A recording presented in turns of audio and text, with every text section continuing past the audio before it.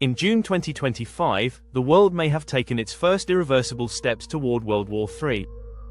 It all began when Israel carried out over 100 coordinated airstrikes against Iran's nuclear and military facilities. Critical locations like Natanz, Fordow, and even parts of the capital, Tehran, were hit hard. These weren't minor skirmishes. Israel used precision-guided bunker-busting bombs meant to destroy deeply buried nuclear infrastructure. The result was devastating. Over 200 people were killed in the initial strikes, and more than 1,000 were injured. Among the dead were key military generals and senior nuclear scientists. One missile struck a 14-story apartment building in Tehran, collapsing it entirely and killing at least 60 civilians, including women and children. The footage of the wreckage shocked the world and fueled widespread outrage. Iran responded rapidly and forcefully. On June 23, it launched more than 150 missiles and deployed over 100 drones targeting Israel and the United States Al Udeid Air Base in Qatar, a key hub for American forces in the Middle East.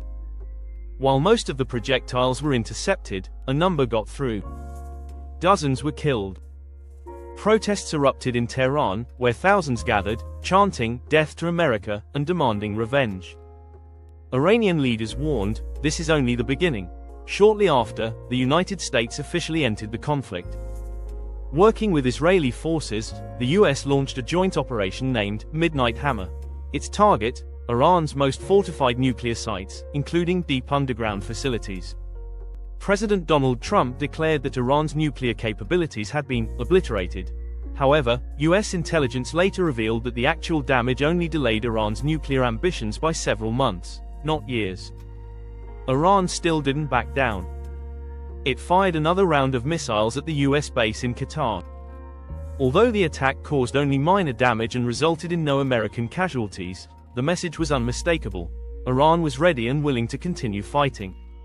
As global tensions grew, other world powers began to take sides.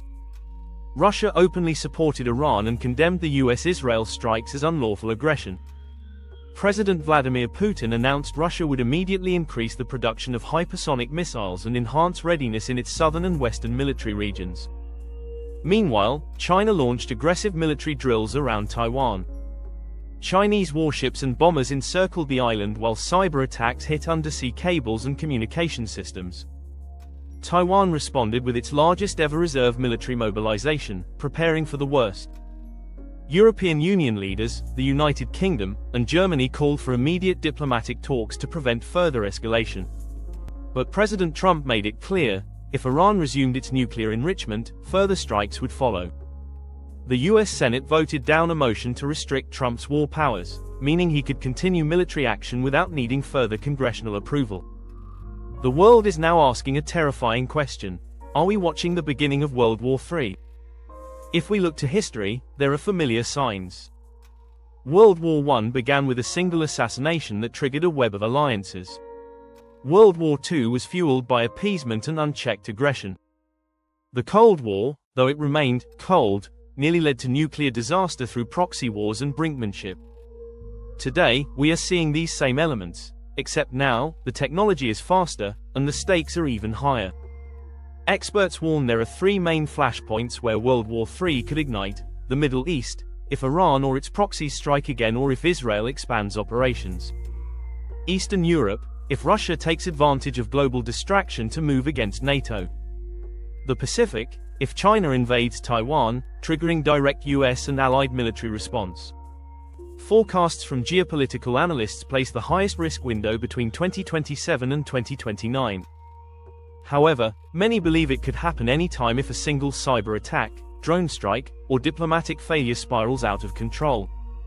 Here's what we know so far in terms of casualties and involvement. Iran, over 600 killed, including IRGC and civilians. Israel, 29 killed, over 3,000 injured. Gaza, at least 140 dead from airstrikes. United States, no reported deaths, but now fully engaged in combat operation. This is not fear-mongering or fiction.